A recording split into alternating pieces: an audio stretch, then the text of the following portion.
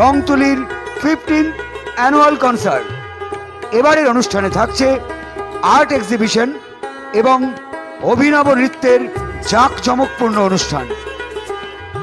আপনাদের সকলের অবগতির জন্য জানিয়ে রাখি, আগামী 22 এবং 23শে মার্চ বিকেল 5টায় স্থান ইংলিশ বাজার ব্যায়াম সমিতির 10 মুখা কালী মন্দিরের ময়দান, গঙ্গাবাগ, মালদা।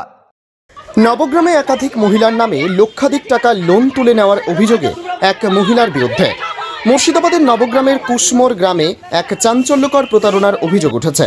গ্রামটির প্রায় 40 জন মহিলা নবগ্রাম থানায় অভিযোগ দায়ের করে জানান তাদের নামে লক্ষাধিক টাকা ঋণ তোলা হয়েছে, অথচ তারা এ বিষয়ে কিছুই জানতেন না। ভুক্তভোগীদের দাবি, ওই গ্রামের এক মহিলা তাদের নাম ব্যবহার করে মোটা অঙ্কের ঋণ নিয়েছে। বিষয়টি প্রকাশ্যে আসে যখন লোন অফিসার তাদের বাড়িতে কিস্তির টাকা সংগ্রহে যান। তখনই মহিলারা বিস্মিত হয়ে জানতে পারেন তাদের অজান্তে ঋণ নেওয়া হয়েছে। সন্দেহের তীর গ্রামেরই এক মহিলার দিকে, যাকে প্রতারণার মূল অভিযুক্ত বলে দাবি করেছেন ভুক্তভোগীরা।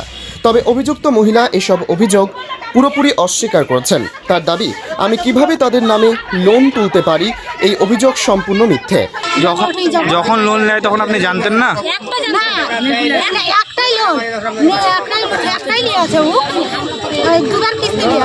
আমি জানি না, আমি সই করে আছে তাই মনে করেছি, কিন্তু দুবার কিস্তি তুলে গিয়েছিল।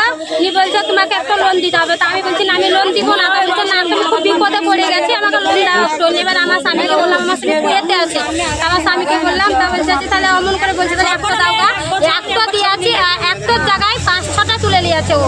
মেয়েদের কাছ থেকে লোন নিয়েছেন, কি বলবেন সে বিষয়ে? না, সবাই ফাঁসাচ্ছে আমাকে, আমি কারো লোন নিইনি। আমি নিয়েছে শামসুজ্জা, শফিকুল আর ওই সুজন বলে ওই ছেলেটা, আর ওই সাগরিয়া আর ওই তুহিনা, এরাই জানে, আমি কিছু জানি না। আমার নাম মালেকা বিবি।